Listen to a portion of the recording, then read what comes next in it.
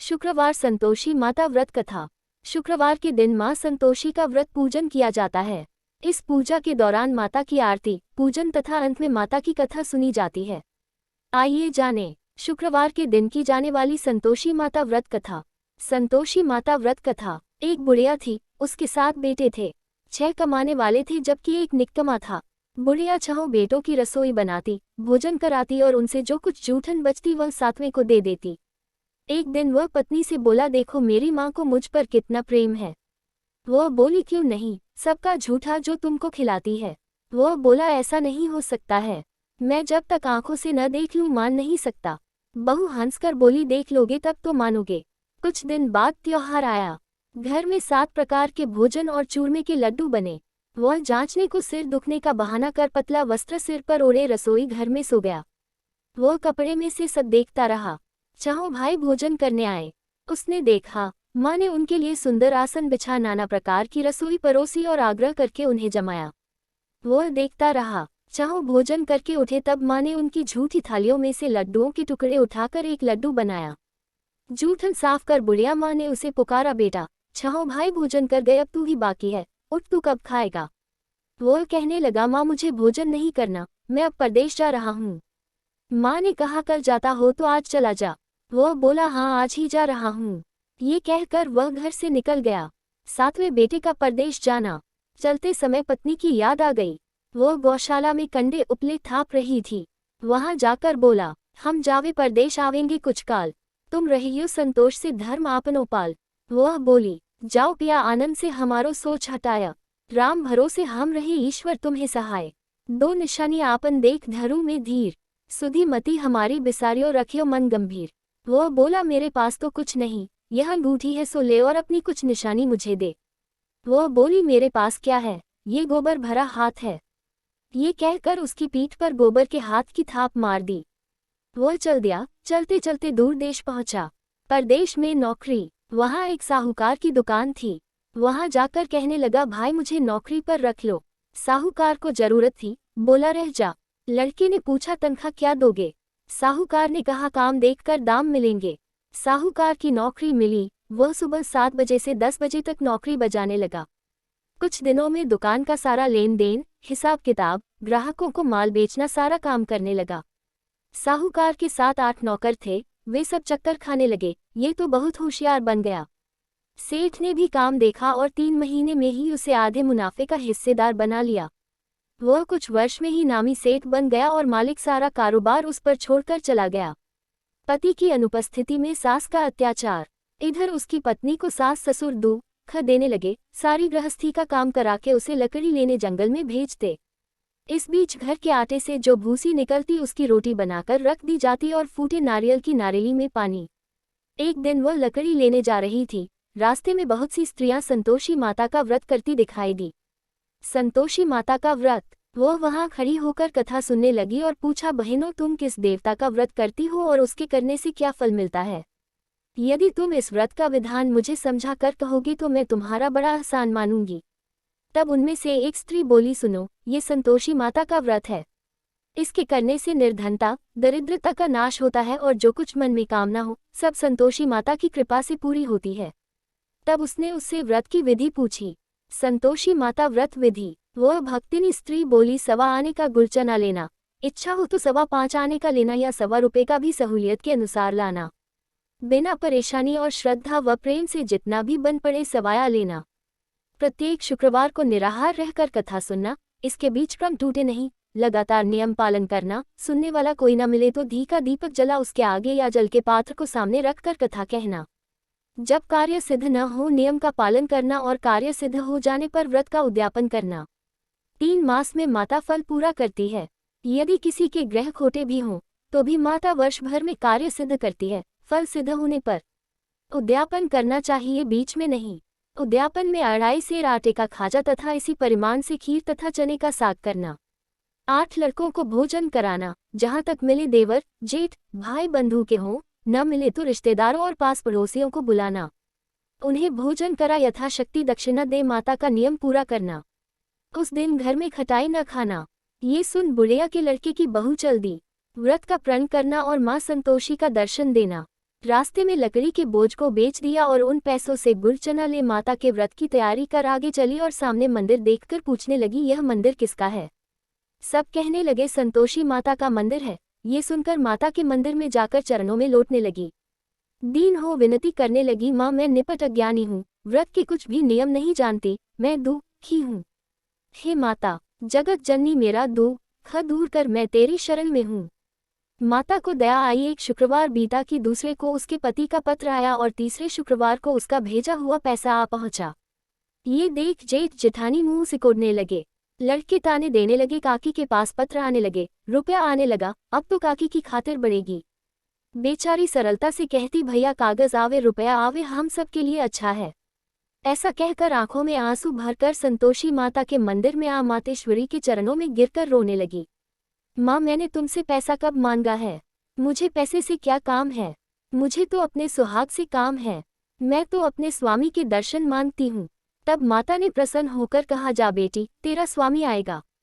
ये सुनकर खुशी से बावली होकर घर में जा काम करने लगी। अब संतोषी माँ विचार करने लगी, इस भोली पुत्री को मैंने कह तो दिया कि तेरा पति आएगा, लेकिन कैसे? वो तो इसे स्वप्न में भी याद नहीं करता। उसे याद दिलाने को मुझे ही जाना पड़ेगा। इस तरह माताजी उस बुढ़िया के बेटे के पास जा स्वप्न में प्रकट हो कहने लगी, साहूकार के बेटे सो रहा है या जागता है? वो कहने लगा, माता सोता भी नहीं जागता भी नहीं हूँ, कहो क्या आ गया है? माँ कहने लगी, तेरे घर बार कुछ है कि नहीं? वो बोला, मेरे पास सब कुछ है, माँ बाप है, बहू है, क्या कमी है? माँ बोली, भोले पुत्र तेरी बहू घोर कष्ट उठा रही है, तेरे माँ बाप उसे परेशानी दे रहे हैं। वो तेरे लिए तरस रही है, तू उसकी सुध ले। वो बोला, हाँ माताजी ये तो मालूम है, परंतु जाऊं तो कैसे? परदेश की बात है, लेन देन का कोई हिसाब नहीं, कोई जाने का रास्ता नहीं आता, कैसे चला जाऊं? माँ कहने लगी, मेरी बात मान, सवेरे नहा धोकर संतोषी माता का नाम ले, घी का दीपक जला दंडवत कर दुकान पर जा बैठ। देखते देखते सारा लेन देन चुक जाएगा, जमा का माल बिक जाएगा, सांझ होते होते धन का भारी ढेर लग जाएगा। अब बूढ़े की बात मानकर वह नहा धोकर संतोषी माता को दंडवत घी का दीपक जला दुकान पर जा बैठा। थोड़ी देर में देने वाले रुपया लाने लगे, लेने वाले हिसाब लेने लगे। कोठे में भरे सामान के खरीददार नकद दाम दे सौदा करने लगे। शाम तक धन का भारी ढेर लग गया। मन में माता का नाम ले चमत्कार देख प्रसन्न हो घर ले जाने के वास्ते गहना कपड़ा सामान खरीदने लगा। यहाँ काम से निपट तुरंत घर को रवाना हुआ। उधर उसकी पत्नी जंगल में लकड़ी लेने जाती है, लौटते वक्त माताजी के मंदिर में विश्राम करती। वह तो उसके प्रतिदिन रुकने का जो स्थान ठहरा। धूल उड़ती देख वह माता से पूछती है, हे माता ये धूल कैसे उड़ रही है? माता कहती है, हे पुत्री तेरा पति आ रहा है, अब तू ऐसा कर लकड़ियों के 3 बोझ बना ले, एक नदी के किनारे रख और दूसरा मेरे मंदिर पर व तीसरा अपने सिर पर। तेरे पति को लकड़ियों का गट्ठर देख मोह पैदा होगा, वह यहाँ रुकेगा, नाश्ता पानी खाकर माँ से मिलने जाएगा। तब तू लकड़ियों का बोझ उठाकर जाना और चौक में गट्ठर डालकर जोर से आवाज लगाना, लो सासू जी लकड़ियों का गट्ठर लो, भूसी की रोटी दो, नारियल के खेपड़े में पानी दो, आज मेहमान कौन आया है? माताजी से बहुत अच्छा कहकर वो प्रसन्न मन से लकड़ियों के 3 गट्ठर बनाए, एक नदी के किनारे पर और एक माताजी के मंदिर पर रखा। इतने में मुसाफिर आ पहुंचा। सूखी लकड़ी देख उसकी इच्छा उत्पन्न हुई कि हम यहीं पर विश्राम करें और भोजन बनाकर खा पीकर गांव जाएं। इसी तरह रुककर भोजन बना, विश्राम करके गांव को गया। सबसे प्रेम से मिला। उसी समय सिर पर लकड़ी का गट्ठर लिए वह उतावली सी आती है। लकड़ियों का भारी बोझ आंगन में डालकर जोर से 3 आवाज देती है, लो सासू जी लकड़ियों का गट्ठर लो, भूसी की रोटी दो, आज मेहमान कौन आया है? ये सुनकर उसकी सास बाहर आकर अपने दिए हुए कष्टों को भुलाने हेतु कहती है, बहू ऐसा क्यों कहती है? तेरा मालिक ही तो आया है, आ बैठ, मीठा भात खा, भोजन कर, कपड़े गहने पहन। उसकी आवाज सुन उसका पति बाहर आता है। अंगूठी देख व्याकुल हो जाता है। माँ से पूछता है, माँ ये कौन है? माँ बोली, बेटा ये तेरी बहू है, जब से तू गया है तब से सारे गांव में भटकती फिरती है, घर का काम काज कुछ करती नहीं, 4 पहर आकर खा जाती है। वो बोला, ठीक है माँ मैंने इसे भी देखा और तुम्हें भी, अब दूसरे घर की ताली दो, उसमें रहूंगा। माँ बोली, ठीक है जैसी तेरी मर्जी। तब वह दूसरे मकान की तीसरी मंजिल का कमरा खोल सारा सामान जमाया। एक दिन में राजा के महल जैसा ठाट बाट बन गया। अब क्या था, बहू सुख भोगने लगी। इतने में शुक्रवार आया। शुक्रवार व्रत के उद्यापन में हुई भूल, किया खटाई का इस्तेमाल। उसने पति से कहा, मुझे संतोषी माता के व्रत का उद्यापन करना है। पति बोला, खुशी से कर लो। वो उद्यापन की तैयारी करने लगी। जेठानी के लड़कों को भोजन के लिए कहने गई। उन्होंने मंजूर किया, परंतु पीछे से जेठानी ने अपने बच्चों को सिखाया, देखो भोजन के समय खटाई मांगना, जिससे उसका उद्यापन पूरा न हो। लड़के जीमने आए, खीर खाना पेट भर खाया, परंतु बाद में खाते ही कहने लगे, हमें खटाई दो, खीर खाना हमको नहीं भाता, देखकर अरुचि होती है। वो कहने लगी, भाई खटाई किसी को नहीं दी जाएगी, ये तो संतोषी माता का प्रसाद है। लड़के उठ खड़े हुए, बोले, पैसा लाओ। भोली बहू कुछ जानती नहीं थी, उन्हें पैसे दे दिए। लड़के उसी समय हाथ करके इमली खटाई ले खाने लगे। ये देखकर बहू पर माताजी ने कोप किया। राजा के दूत उसके पति को पकड़कर ले गए। जेठ जेठानी मनमाने वचन कहने लगे, लूट लूट कर धन इकट्ठा कर लाया है, अब सब मालूम पड़ जाएगा जब जेल की मार खाएगा। बहू से यह सहन नहीं हुए। माँ संतोषी से मांगी माफी। रोती हुई माताजी के मंदिर गई, कहने लगी, हे माता, तुमने क्या किया? हंसाकर अब भक्तों को रुलाने लगी। माता बोली, बेटी तूने उद्यापन करके मेरा व्रत भंग किया है। वो कहने लगी, माता मैंने कुछ अपराध किया है, मैंने तो भूल से लड़कों को पैसे दे दिए थे, मुझे क्षमा करो, मैं फिर तुम्हारा उद्यापन करूंगी। माँ बोली, अब भूल मत करना। वो कहती है, अब भूल नहीं होगी, अब बतलाओ वे कैसे आवेंगे। माँ बोली, जा पुत्री, तेरा पति तुझे रास्ते में आता मिलेगा। वह निकली, राह में पति आता मिला। वो पूछी, कहाँ गए थे? वो कहने लगा, इतना धन जो कमाया है उसका टैक्स राजा ने मांगा था, वह भरने गया था। वो प्रसन्न हो बोली, भला हुआ, अब घर को चलो। कुछ दिन बाद फिर शुक्रवार आया, फिर किया व्रत का उद्यापन। वो बोली, मुझे फिर माता का उद्यापन करना है। पति ने कहा, करो। बहू फिर जेठ के लड़कों को भोजन को कहने गई। जेठानी ने एक दो बातें सुनाई और सब लड़कों को सिखाने लगी, तुम सब लोग पहले ही खटाई मांगना। लड़के भोजन से पहले कहने लगे, हमें खीर नहीं खानी, हमारा जी बिगड़ता है, कुछ खटाई खाने को दो। वह बोली, खटाई किसी को नहीं मिलेगी, आना हो तो आओ। वह ब्राह्मण के लड़के लाकर भोजन कराने लगी। यथाशक्ति दक्षिणा की जगह एक एक फल उन्हें दिया।